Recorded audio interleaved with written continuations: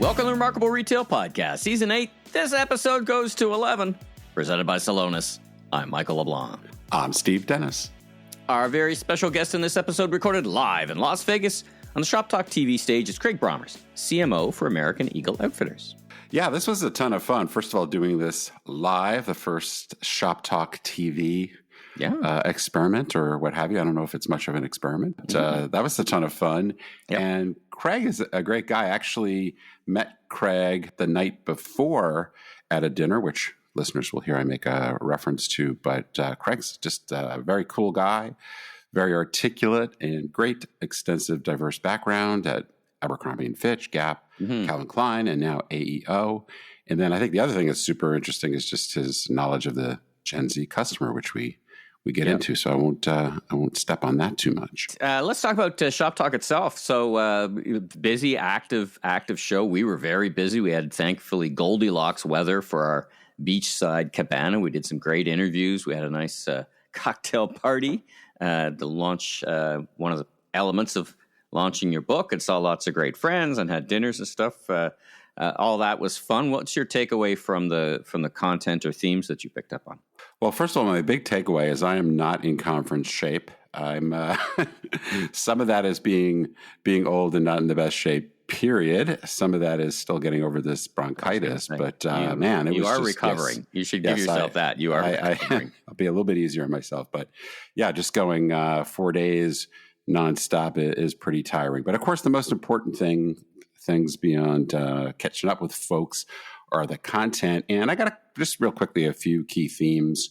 Obviously, lots on AI. One of the things I heard a couple folks talking about was this idea of whether AI was underhyped or overhyped. And I think it was Jason Goldberg who said that it's probably overhyped in the short term, but underhyped in the long term. So discuss amongst yourselves. I think the other thing that was interesting was just starting to hear more specifics around actual use cases rather than just kind of, AI will change everything. Then, of course, retail media networks continue to be a hot topic. We've got a great interview we recorded that will be coming up. So listeners, stand by for that. With a retailer, not an analyst. We love our analysts talking about it, but now we're talking about a practitioner. Yes, exactly. So it's really good.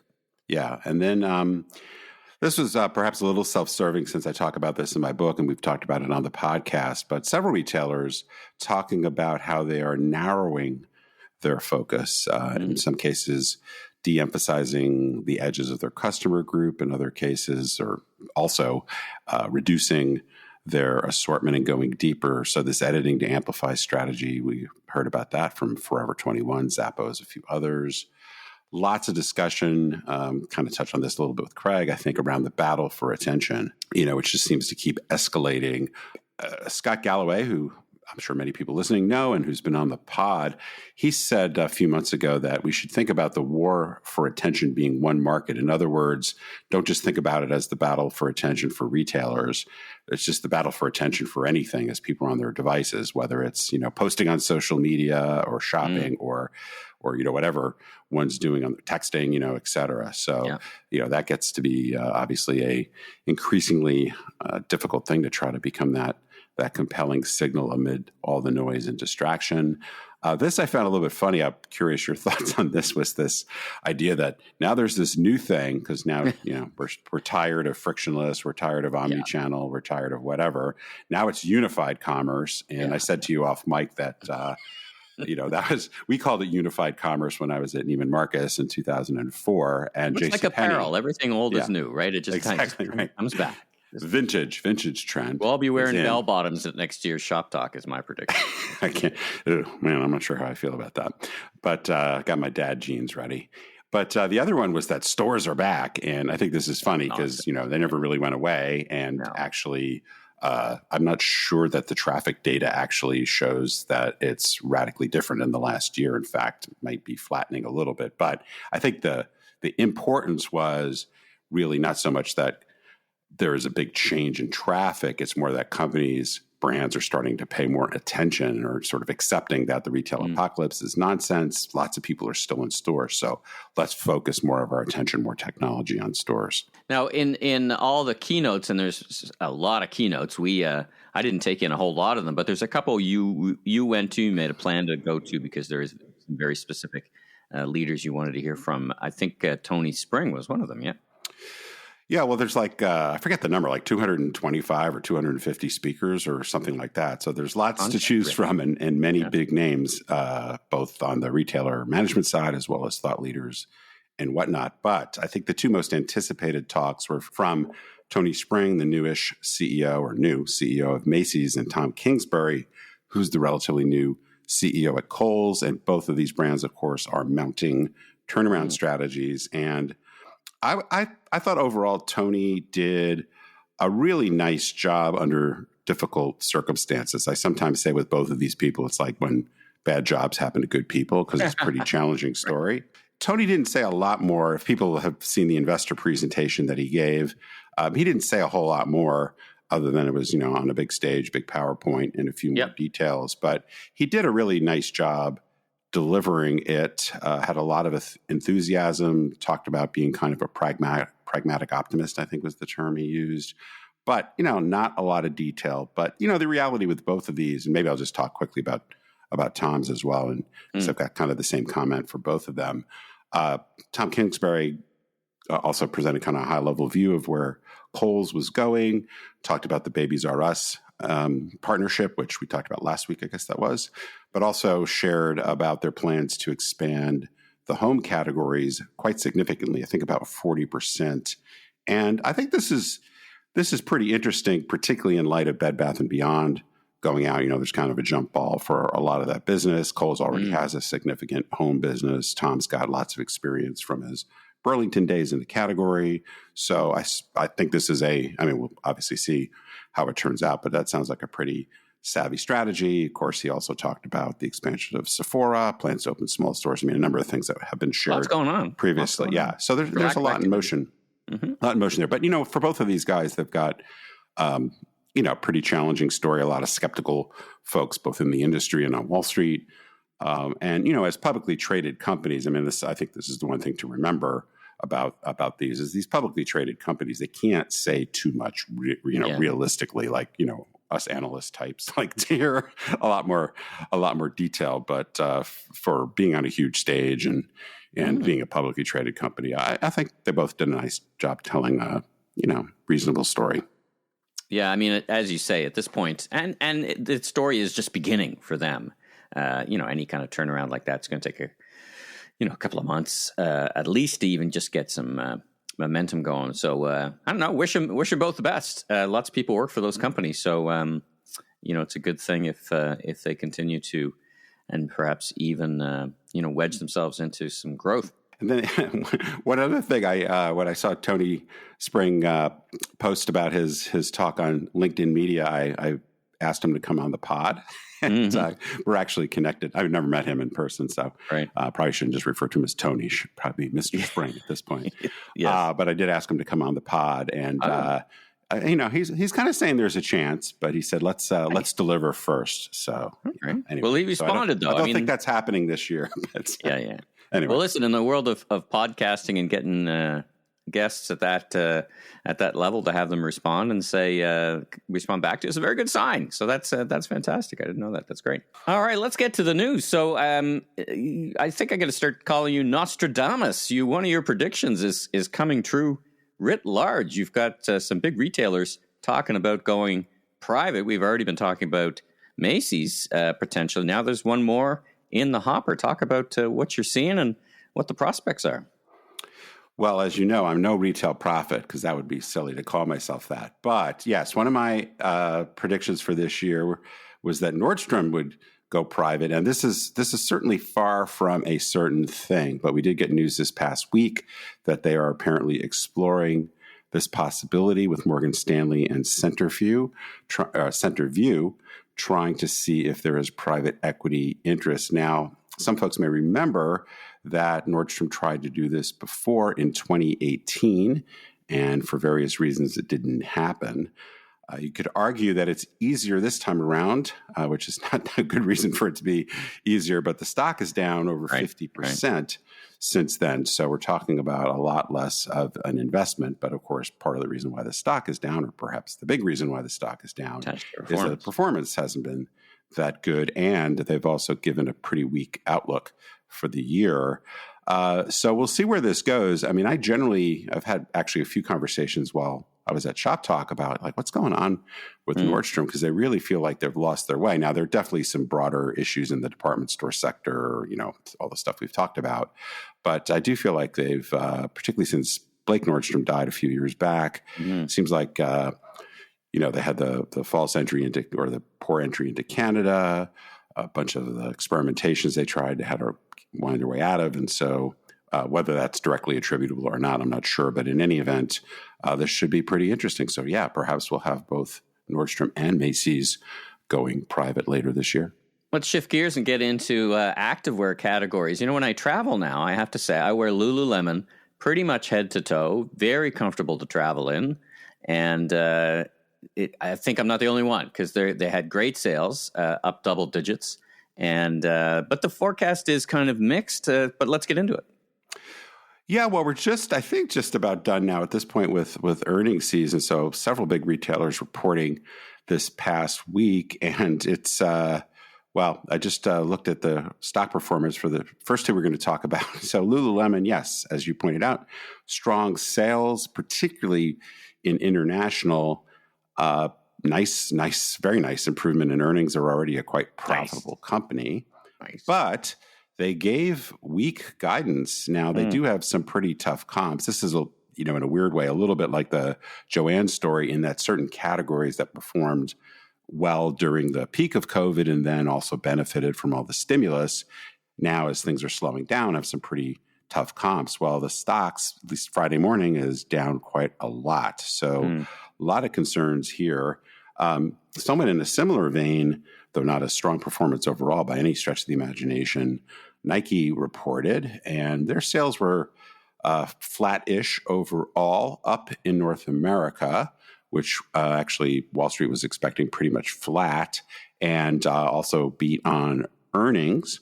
They've got their inventories down quite a lot. That was a concern. Folks may remember last year that they had gotten way over inventory. They now seem to be in pretty good shape. They've got this kind of cost restructuring, cost reduction stuff in motion. The Nike brand overall is pretty solid. Converse shoes, that division continues to be really the weakling. They were down like 17% or something, so that's pretty bad. But the thing, just like Lulu, was they gave very weak guidance. They essentially said that they expect sales to be down for the year. And the other thing that people are concerned about is that Nike's made a big deal, as we've also talked about several times, about their direct-to-consumer, their so-called consumer direct offense strategy, which is to get deeper and deeper into D2C. And while I think the mix for the whole year was more strongly towards direct versus wholesale, it's not happening at the rate that at least Wall Street is expecting. So some concerns there. So the Nike stock is also down today. So one of the things I was just going to mention is kind of an aside. I think we mentioned, a month or two ago, that Vuori and Joe Kudla has been on the podcast, a hot brand, considerably smaller, obviously, than Lululemon and Nike. Talk about an episode that was, we knew him when, right? I mean, that was years ago. Yes. I didn't know the brand very well, and now I see everybody talking about it. So congratulations to Joe and the team. Well, I am a bit of a Nostradamus, I hear. Nostradamus. So, yes. but there are strong rumors that they will be filing for an IPO. And two things just really quickly here. One is, you kind of wonder with the sort of premium athletic, athleisure, whatever segment seemingly slow down, and two of the bigger players really getting hit here. Does that make the situation more challenging for Vuori? Obviously, we haven't seen any of their updated numbers, so we don't know how good they look relatively. But the other thing, and I was just listening to the Pivot podcast this morning, with the Reddit IPO and a few recent IPOs, the IPO market, which has been very slow for a couple of years, looks to be really heating up. So you kind of have this yin and yang going on with, on the one hand, the market seems to be really ripe for IPOs. On the other hand, some of the category dynamics for Vuori don't look super strong. So stay tuned. I have a sense maybe they're going to rush this thing out just to take advantage of the hot market before we start to see too many more numbers. If in fact Lululemon and Nike do see a weak 2024. Let's wrap up the news talking about the other end of the spectrum, the value end of the spectrum. We talked about last week. With what looked like some shakeout in that sector. Five Below, looks like they're mopping up. Sales up 19%. I mean, that's pretty good. Now, they open a lot of stores, so there's... Yeah. So this is another company which I'm not sure. I mean, again, only a U.S. story. So eventually they may go international. But this has been one of the hottest brands in the last year or two. So I think just starting to hit a lot of folks' radar screens. But they're going to be up to, because as you mentioned, they're opening a lot of stores. They're going to be up to nearly 1,800 locations by the end of this year, according to their plans. But yes, they had sales up 19%. About 3% of that was comp, which, that's not super strong. So I think they are getting maybe caught up a little bit in the economic pressures. But 205 new stores. The profits were up nicely as well. But one of the things that caused this to get a little bit more traction. So aside from highlighting what I think has become a very remarkable brand, they also talked a lot about shrink issues, particularly around self-checkout. So we're hearing a lot about folks trying to figure out how to do self-checkout better, pulling back. But the other thing too is, and it's just, I haven't kept track of this, but the number of companies in this round of earnings, which is basically the holiday quarter, that are forecasting slower business is quite extraordinary. So pretty much, despite the stock market being at all-time highs, despite good GDP numbers, low unemployment, at least in the U.S., most retailers, including objectively some very strong ones, are expecting a pretty significant slowdown the balance of the year. So we'll see how that plays out. But yeah, there's not a ton of optimism in the commentary we've gotten across the last few weeks with these earnings. A quick commentary or quick thought, or get your quick thoughts on the impact of Temu and Shein in this category. I mean, their numbers are on fire. Their average monthly users are, Temu is like approaching Amazon levels. I gotta think that's a little bit of a hurdle for the dollar store category, and maybe that's what's taking out the velocity from their sales. It's got to come from somewhere. I mean, the sales are going up in proportionate, right? Well, I think some of the stuff on Temu and Shein is so cheap, you could argue it's new demand. Like, I don't really need this, but it's $3. But for sure, it's just not completely coming out of nowhere. So when you're starting to talk about, combined, they're not totally overlapping categories, but when you're talking about tens of billions of dollars in incremental sales over the past year going to those two players, it's got to be hitting the dollar stores and Five Below and some of the other value retailers pretty hard. Great look at the news. Now, before we get to our fantastic live interview in front of a live studio audience with Craig Brommers from American Eagle Outfitters, let's hear from our presenting sponsor, Celonis. Want to ramp up speed and productivity for your entire retail operation? In the Celonis Process Mining for Dummies Handbook, we show you how Celonis process mining technology, enhanced with process intelligent AI, can help you streamline performance across your entire retail business so you can drive lasting value from end to end. That means purchasing, supply chain, omni-channel execution, merchandising, and customer service processes, all managed and optimized through one powerful software solution. To get your free copy of Process Mining for Dummies and see how it's generated millions in value for brands around the world like Aldi, Globus, and Edeka, head to celonis.com/remarkable-retail. All right, good afternoon, everybody. Thanks for joining us, and to all the many millions at home watching the show.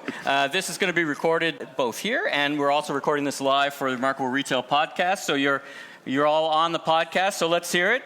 There we go. And the crowd goes wild. All right. Thank you for that generous support of what we do. So listen, let's get started. It's very exciting. Steve, let's kick it off. Yeah, well, Craig, welcome to the podcast, and welcome to Shoptalk Live. We generally like to kick things off by having our audience learn a little bit about the man we're talking to. So could you just give us a little bit about your background, your professional journey, and then we'll dive into the American Eagle story. You know, I often joke that I've made my way through the American Mall. So I've led global marketing for American Eagle, for Gap, for Abercrombie Fitch, and for Calvin Klein. So it's been a pinch-me career full of iconic American brands, and exciting to now be at American Eagle. So all those brands would be very familiar to the folks at home and the folks listening. But take us through a little bit, unpack them a little bit. Maybe they're less familiar. We've got listeners from around the world. So, scope and scale and where you operate and the countries you kind of operate in, and kind of a nutshell of that vast organization that you run.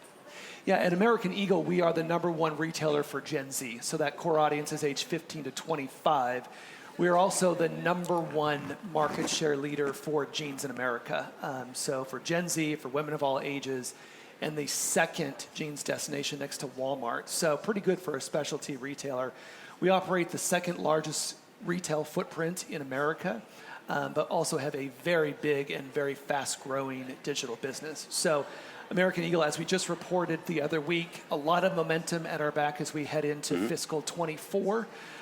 So it sure seems like Gen Z is living their best life, and they're doing it in our brand.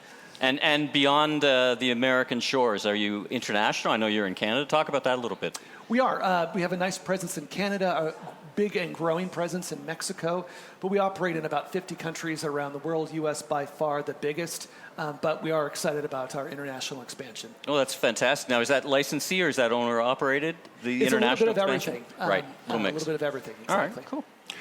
So we happened to be at the same dinner last night, and a discussion emerged about perhaps how to think about the Gen Z customer, but also maybe what folks get wrong about it. And we were also having a little conversation off stage about, it turns out maybe Gen Z actually likes stores, which I had heard were dead.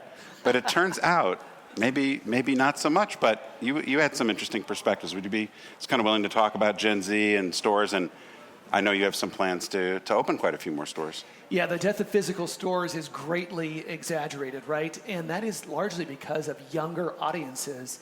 Younger audiences are, in fact, social creatures.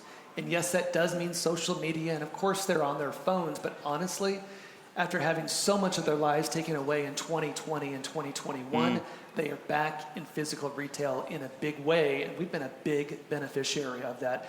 When I look at weekly traffic comps, we're about plus 10% over the mall average. And again, that is an indication that this young customer is out and shopping.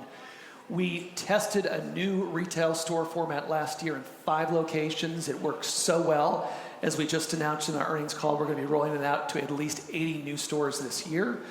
So again, to your point, retail is a big, thriving opportunity for American Eagle, and I think a place where we can differentiate ourselves from some of our other competitors, Shein, Temu, and other places. Yeah, and but I imagine it's true that a lot of customer journeys start in a digital channel, even if they end up in a physical store. Is that what you understand to be the case? And then how do you pull that all together? Absolutely true. There is, if I got $1 for every time someone walked in and said, I want this in this TikTok, or this that I'm seeing on Instagram, or my friend just sent me this snap, I think that customer journey is different. So much exploration going on beforehand. In fact, our internal measurement tools tell us now that it takes almost 35 touches to convert someone to a purchase. And so much of that for Gen Z is in the social landscape. So you're seeing that people are walking in with their mobile devices and asking for what they're seeing out there. Sure.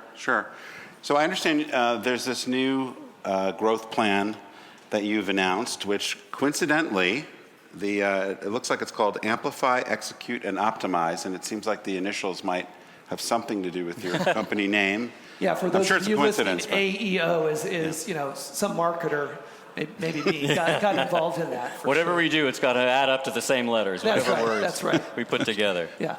That's right. And so could you tell us a little bit more about what inspired that, what's behind it, and some of the pillars that you're going after? Yeah, again, as I just said, we ended fiscal 23 with a lot of momentum on our back. And yet in this industry where every hour of every day we get a sales read, we have to continue to be humble and hungry to go after more.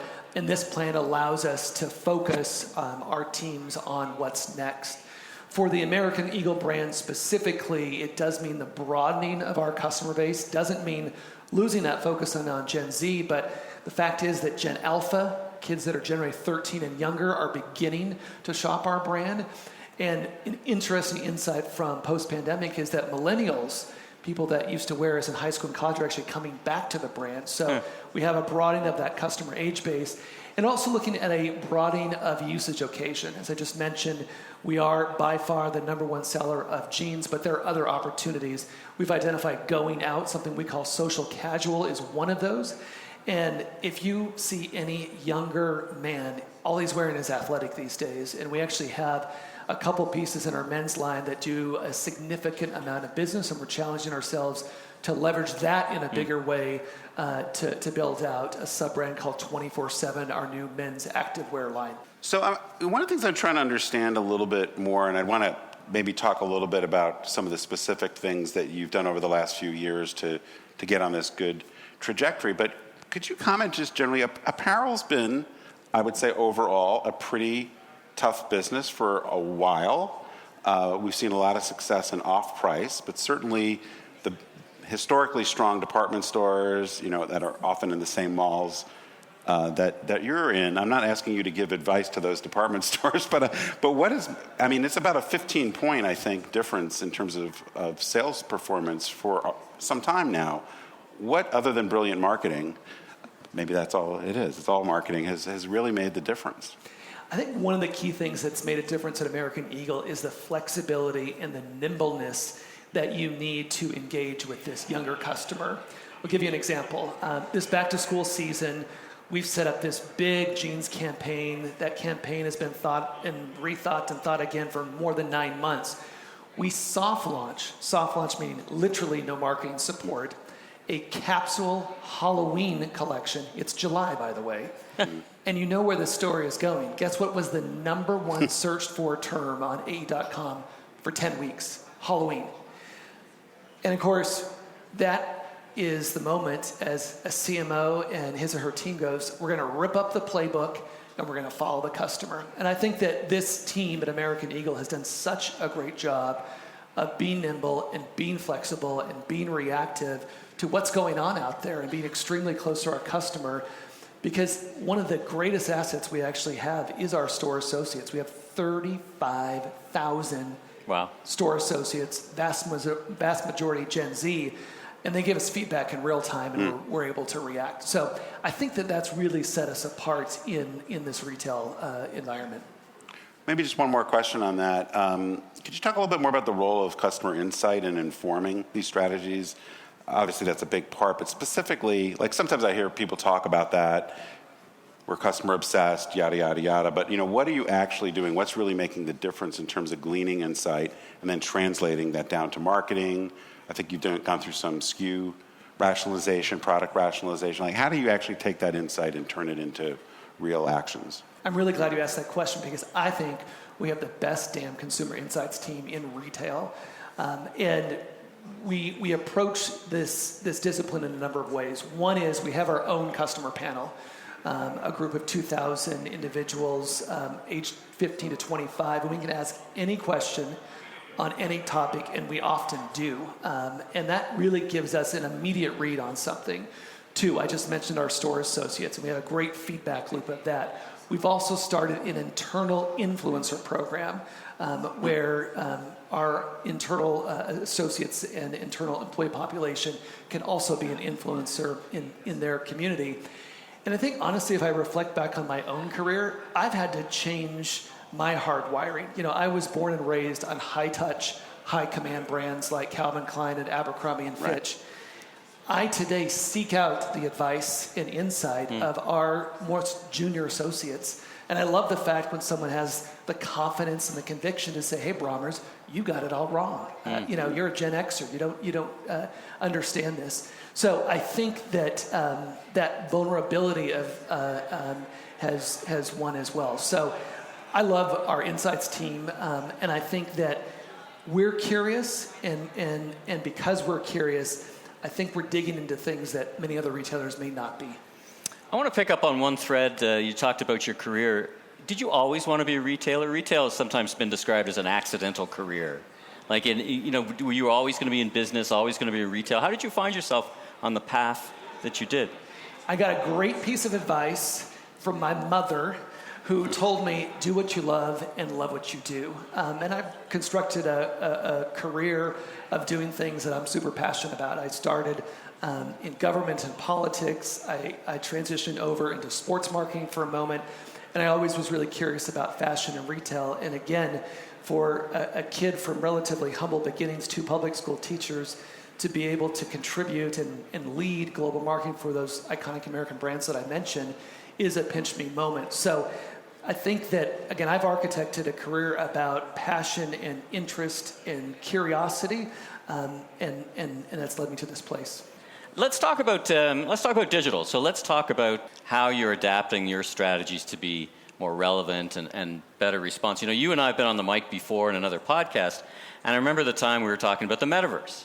And you were actually, I was going like, I'm not sure I see anything happening here, but you were like, listen, we're following the customers. We're going to adapt where there's an opportunity. There's probably an opportunity for some of our customers.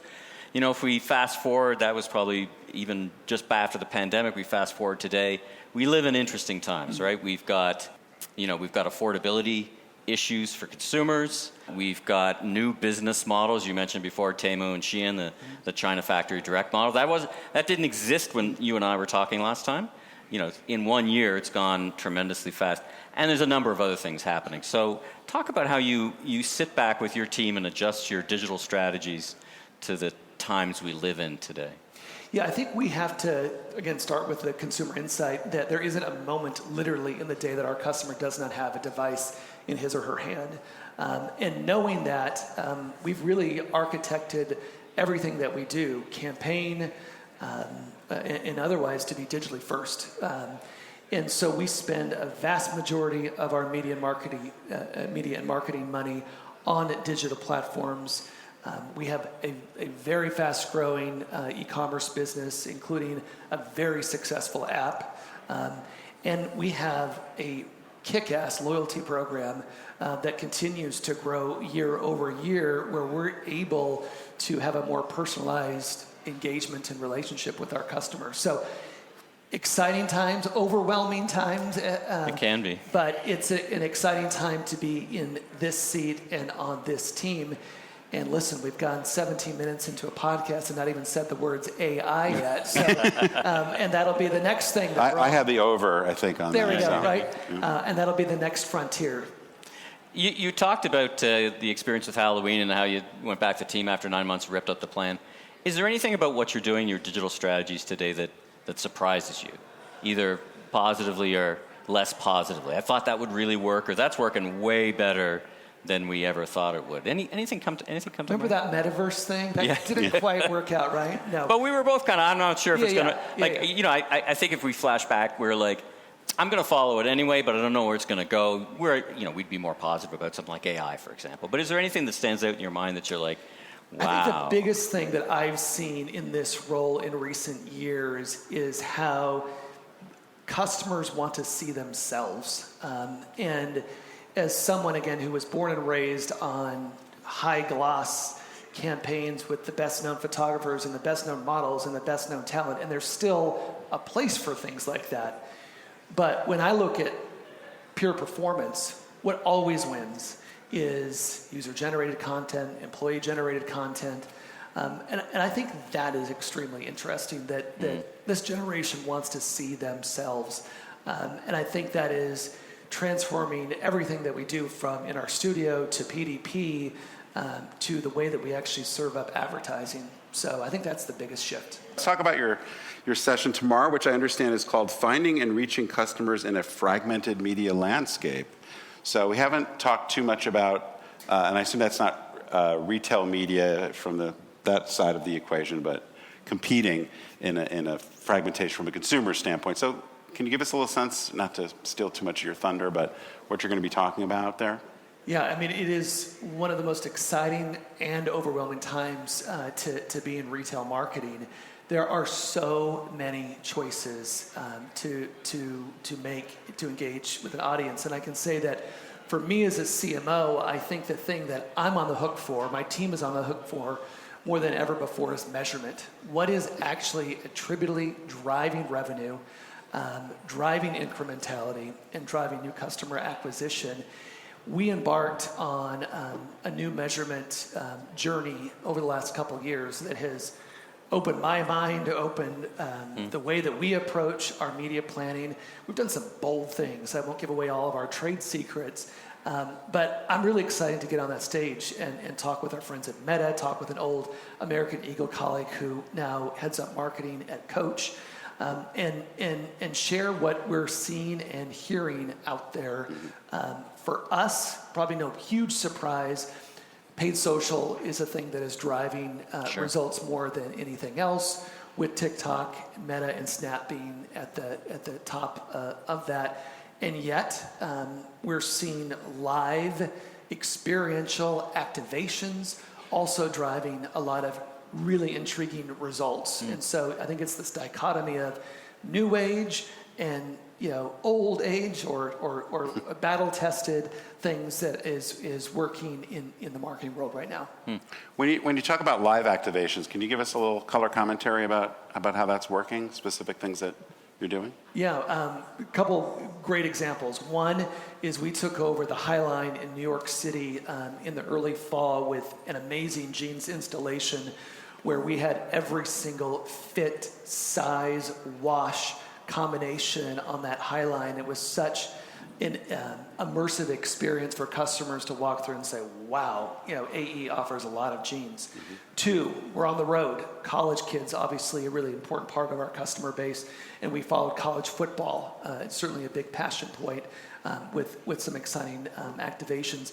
And we're just about to go on the road with a new pop-up denim experience. The first one will be in Austin, Texas. My daughter goes to UT, although there is absolutely no connection to that. Total coincidence. Total coincidence.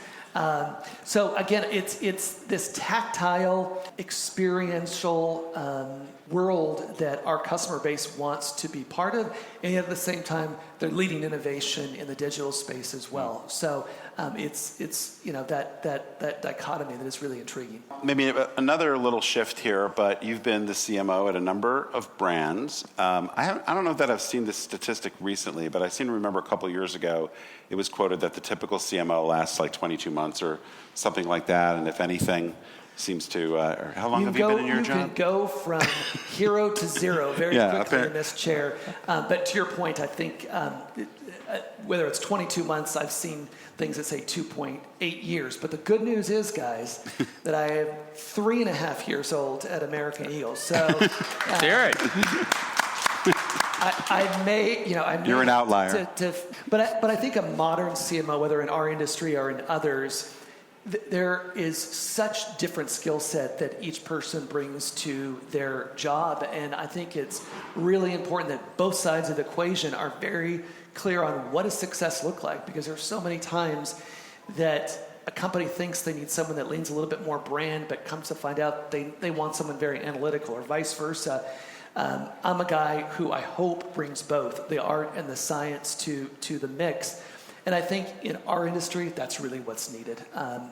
Because I think that as much as we have to be inspired by consumer insights, I think we have to be aspirational to our customers as well and try to be a step or two ahead and take some risks. And we don't always win those bets, but when you do, it's a beautiful thing. And I think that is what is setting us apart right now, because when I think of our CEO, Jay Schonstein, or President Jen Foyle, these are two individuals that want innovation, demand innovation, and really push us to do that. And I think, again, that's why we've been so successful. Yeah, maybe we can follow on to that. So we very subtly put my new book on the coffee table, so people listening, it's sitting right there. But we've been starting to talk a lot more about transformational leadership on the podcast this year, and we've gotten into some different themes.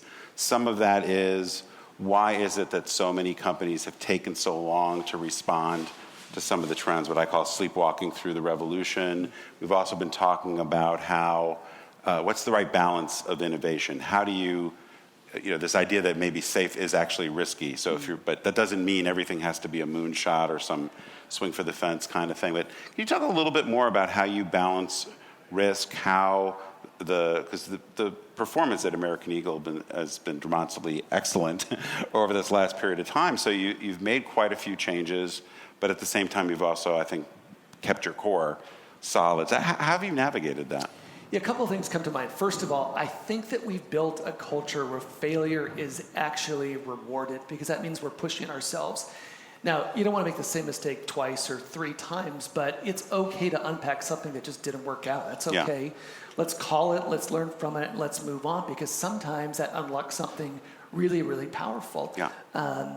And I think the second thing is that, and this is directional, there's no one that says this is the exact number, but I think about 10% of our marketing budget is dedicated towards innovation. Again, plus or minus. And I think that gives the teams a little bit of freedom to get in there, have some fun, learn something, and then when we hit a nerve, we can accelerate really fast forward. And I think that if we don't do that, especially for this customer base, we're kind of going to become a department store dinosaur, right? I think that's one thing that maybe our sisters and brothers in that particular channel may have actually been too slow to evolve and push themselves. I think for those of us maybe in specialty, and certainly for those of us that are catering to that younger customer, I think that we're pushing that innovation a little bit. So when you say, I've often said, and I've written about, fail better, all these, there's a lot of terminology gets thrown around about, embrace the culture of experimentation, all that kind of stuff. But when you say failure is rewarded, aside from having a budget, which I think is an excellent idea, if you're serious about innovation, actually put your money where your mouth is, right? But what does that really mean when you say failure is rewarded? How do you actually do that? Because it sounds great, but I guess I'd love our listeners to understand, like in practice, what does that look like? What do you actually do? I think to give you a real world example at American Eagle is we have a robust test and learn agenda where the teams are coming up with hypotheses, and we're going to dedicate resources, both human and financial, to testing those. And I don't know the exact hit rate, but it's certainly not, we're not batting 1,000. And even if we're batting 200, that's pretty damn good, because we've unlocked some opportunities that we might not have if we didn't push ourselves. And I think one thing that I have personally learned in the last couple years, in this industry that you've aptly said, is not a robust growth engine. Every point, every 2 points, every 3 points counts. So when you unlock just a little bit of something, for a company of our size and scale, that can mean a lot of bit of something. Sure. So I think that's kind of the approach: test, learn, react, go. Mm-hmm. You brought up, you said something great, the art and science of your tradecraft, basically, and I do want to talk about AI just for a brief minute. Here we go. Here we go. How are your team using AI? I've talked to retailers who, there's a wide spectrum. There's AI cynical to AI all in. They have teams in their social media teams who are making posts or making creative, and others are doing programming with it. What's your perspective? Are you experimenting with it, or are you full on, or what's your taking your temperature? What's your temperature on AI in your marketing team? I think it's fair to say that we're feeling our way into this. I think below the line, which I'll explain in a moment, I think we're being innovative and probably on an earlier adopter scale. I think above the line, and that's really more from a creative perspective, I think we're really having some tough questions legally, ethically, all the things. Now remember, and this is specific to our company, a core value is real, being real. Remember, no retouching. Authenticity. Yeah. And so when you open Pandora's box to manipulating creative, while it could have some customer benefit, what does that mean to our core values? We're still playing that out, and I do think helps you scale, but it may take you into the world of post-truth kind of reality or something. Let's see. I still think this thing is going to be maybe one of the most meaningful things that will impact the marketing function in my entire career. So I think there's going to be a path even for us in it, but I think it's fair to say we're still having those conversations. But below the line, I think our team is doing a great job of getting there. I think media is probably one that we're probably most along because our partners at Meta, at TikTok and Snap, at Google and others, you're already in it with products them. that you're are already pretty convincing when you see the results. And again, I won't give away our trade secrets, but we're well along the line of learning and responding to it. But we are going to be testing some stuff creatively. But I think it'll be baby steps in there in a methodical way. But I just think there's no doubt that, you and I are talking about the metaverse. Maybe there's some elements that have continued on. I think AI is here. Now, how do we play in the sandbox, I think is the question. Mm-hmm. Oh, that's a great perspective. Yeah, maybe one other trend we could get your general thoughts about, and this was a topic at dinner last night as well, this whole idea around sustainability, and this idea, and I think about this particularly given your customer base, somehow that, Gen Z is keenly interested in sustainability, and yet you see the rise of Shein and Temu, which I would say charitably don't necessarily line up. Charitably. I call them bad actors, so I'll go there. Okay, well, keep going on the question. I'm just asking the questions. I'm not giving any opinions. But you see that. But you see lots of other activities where you say, Gen Z is all about purpose, all about this and that. And then when you actually look at the behavior, it's kind of hard to line that up. I'm not looking for you necessarily to bash Shein or Temu, but why not? But if you like to. But just, how do you, when you hear these macro trends, what people say Gen Z is about this, it's all about avocado toast, it's all about whatever. How do you separate out how do you get the signal from the noise? What do you find is really true, not only for your brand, but people that are listening that may be selling to a Gen Z customer that's really useful, or at least how to separate out the nonsense? Yeah, charitably, I would say it's way more nuanced. Because I have two Gen Z daughters at home, I could say Gen Z is talking out of both sides of their mouth. Yeah. And on this particular issue in sustainability, I am so proud of the work that our teams are doing at American Eagle. 100% of our jeans now are made in a more sustainable way, less water, better cotton. And yet the reality is, this is just the reality, and has been through the dawn of time, is that act is down the purchase drivers that we hear from our customers. Mm-hmm. Our customer, they want trend, they want value, they want to look and feel their best, and I don't care if we're in 2024 or in 1984, that was the case. Yeah. So I think the more we're learning about Gen Z is they're really pragmatic. And so I'm not sure the avocado toast thing is actually what it is anymore. They do want us to be doing better, and we do, and yet some of their behavior doesn't necessarily back that up. But I think as a leader in our industry, we have the responsibility, we have the privilege to do both really well. Right. And it seems like we are. Yeah. And do you feel, maybe just one more follow-on question on that, what's your sense, and we've actually had a couple of conversations on the podcast over a couple of years about whether this idea of doing good versus meeting your business goals, sometimes it's viewed as a trade-off. Like I if I'm going to be good for the environment or any other kind of social good, there's a cost to that, and we may not be able to bear it as a company because our customers won't bear it. Do you think that's a false choice, or how do you make those trade-offs? Because I imagine it's got to come up all the time that you could do this one thing, but it's going to raise our prices 10%. Maybe the customer's not going to like it. Yeah, I think the baseline is we have to offer value to the customer. And again, that value can be price, it can be trend, it can be sustainability, so that means it's longer lasting. But it's a balance of all of those things, I think, that's setting us apart in the marketplace. I also think one thing that we've been doing well is focus. We can't do everything. You want to, you can't do everything. And so I think the teams have done a nice job of saying, listen, these are the passion pillars of our customer base. We're going to lean in and make a difference in these areas, but we're going to respectfully say we can't do everything, and so we're going to have to say no to other things. And I think that's worked well.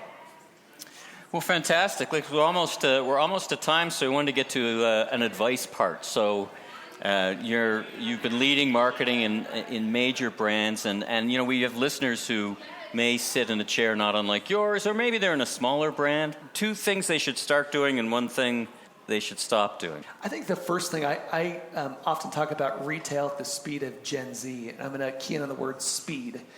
I think that these gigs these days are so damn fast, and you are flying up and down, you know, from 80,000 feet to, we got to make this change on this email right now to drive this promo, whatever it is. And I think you just have to be able to embrace how quick, how dynamic this industry is. And if you do, as I do, damn, this is a fun ride. You know, the adrenaline rush is incredible. So you got to embrace that. You got to be ready for that pace. That's right. And you got to enjoy it. It's not going to stop. And if you don't enjoy it, maybe there's a different Time to path do something for else. you. Yeah. That's right. Yeah. And I think it kind of ties into maybe the watch out or don't do anymore is don't overthink this thing. You know, the reality is that the customer pays attention to your brand and your product for like 0.8 seconds at a time. Right. So in a snap, they're on to something else. And again, I am guilty of this, and I am learning to be better at this, is just don't overthink it and make some decisions. Sometimes you're not going to get it right. Call it, it's okay, and move on. So I just think, again, the speed at which we have to react both positively and negatively is really, really important.